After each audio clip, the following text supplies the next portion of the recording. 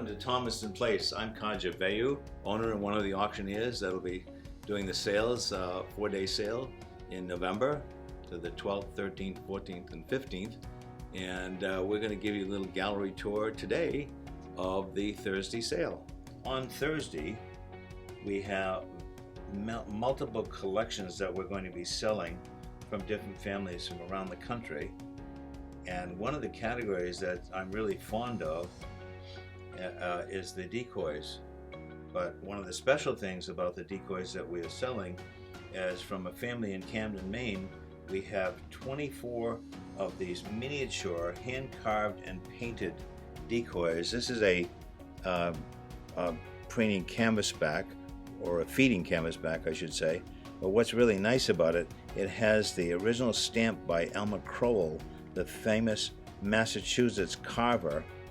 And this one has on it even the number, it's called number 13 canvasback male on it. And these were originally sold for about $5 a piece, and today they fetch between $1,000 and $5,000 each. They're very sought after. We have the whole Waterfowl group. As a matter of fact, we have the original bill of sale for when they were purchased by the family in the 1930s or 40s.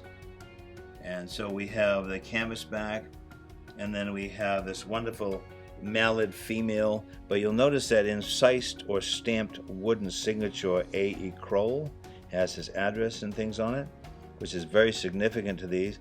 They're all in beautiful untouched condition and paint, and they were found in the top drawer of a highboy in a house in Camden, Maine. This one is the blue wing teal, and each one of them has a pencil number corresponding with the receipt of when they were sold. And we do have the original documentation for them. One of my favorites and the most painted of all the waterfowl decoys, of course, is the male wood duck, again with his signature on it. You'll notice, and again, that's number 23 of the group of 20, I think there's 25 in all. This is lot 4039 on Thursday, as the others. These will be sold sequentially as they were found out of the highboy from Camden, Maine. So we'll be selling all the Elmer Crowells in a row. Over here, we have these wonderful, almost folk artish type of carvings. These were done by a wonderful artist, sculptor, and painter from Scotland, Maine. And his pieces almost often have labels on the bottom. And he was Maurice Jake, the developer and artist that did the original drawings for Bambi for Walt Disney. You'll notice this one has the original price tag of $5.50 back 50, 60 years ago. That's what they were asking for. This one is a natural found piece of driftwood with two wonderful little carved seagulls. One of them has his little beakers off, and that should bring somewhere between $800 and $1,200, and that's lot 4028 on Thursday. One of the ones that he was known for, he did a lot of Maine bird, the chickadee, of course. And the little chickadee one has all kinds of places. His shop where he sold the sculptures is called the Whittle Shop, Damascotta, Maine, again by Maurice Jake. We've sold many of his original paintings. He usually does paintings of animals in an anthropomorphic style, of them doing human traits, with human traits. There's another seagull. These are all from the same family, again on a natural piece of driftwood on an oval painted base. And this one has the original paper label from the Maine Craft Guild, Maurice Jake. These are all from the same period, all in untouched original condition. And this is one lot going to be sold on Thursday. 4028 is 3 pieces for one money. This fishing creel is from an estate we did on Islesboro, Maine, and it is all hand carved and crafted with carved trout on the front. It has the hole here with the incised drawing of a fish hook with line, and of course by the hinges, which are leather and in the shape of fish, which is quite clever. Even the screw is where the eye of the fish would be, but then it's all ink drawn and tooled in the Maine pine cone. This piece right here is made by Emile Robichaud. He's quite a well-known craftsman, and this is from the house in Osborough, Maine. And the estimate on this piece is $800 to $1,200. These things often bring much more than that, but that's the estimate we have used on this particular piece. And inside is a couple of little, looks like little handmade lures that were inside this piece. So somebody's going to get a little bonus. Also from the house in Osborough is this really wild folk art rendition of a cormorant with his neck outstretched, as they do often. It has glass eyes, a carved beak, but what's really cool about him is when you unhinge him, you can fold his head back so you can travel easier with this particular decoy. It's called a folding decoy, and some of the big decoys were made like that so they could be easily transported when these sportsmen were using these decoys. This is a confidence decoy, not something that they shot to eat. This is a confidence decoy, which meant they had other decoys besides the birds they wanted to hunt in the water, which gave the birds flying over confidence that they were safe, which of course they weren't. This is a wonderful swan. It's carved wood all the way to the neck, down the neck, with glass eyes, and the body is painted and stretched canvas over a custom wire frame. Very interesting construction. A lot of work goes into these, and of course they float on the water very nicely. It has a wooden base on this one, and that white swan is a very large and important decoy of that type, estimated 1,000 to 1,500, and was probably also from a Maryland maker. This is also from the Mead estate. So I'm particularly fond of mechanical banks. I started collecting them when I was very young, and years ago had a very large collection of these very fun pieces. A lot of people don't know this, but these were a lot of the big hardware stores had their own foundries where they made the tools that they sold.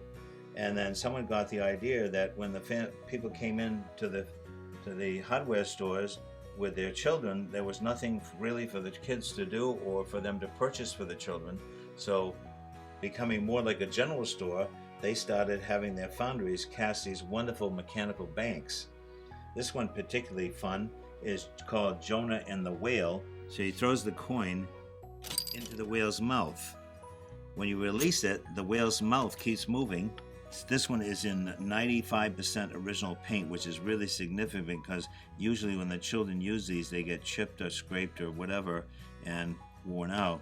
This one here was patented July 15th, 1890, and is missing its little square trap door, which we're getting. But a wonderful example of a cast iron bag. If you know your biblical history, poor Jonah is supposedly goes inside the whale and later resurrected. But you can see the paint condition on this is fabulous. And poor Jonah, he gets the old coin right on top of him. We have this very rare miniature.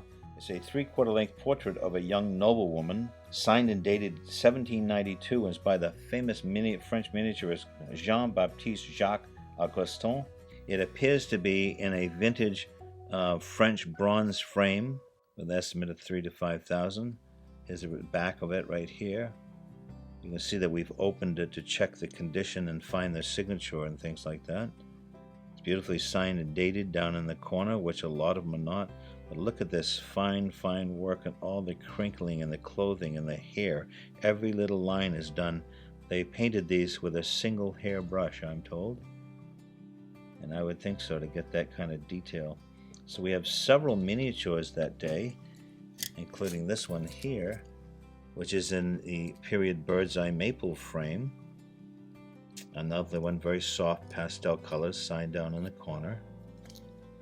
And this one has a marbleized paper covering the back. This one here in the bird's eye maple frame is by Jean-Baptiste Isabey. He worked from 1767 to 1855. and estimated $3,000 to $5,000 also.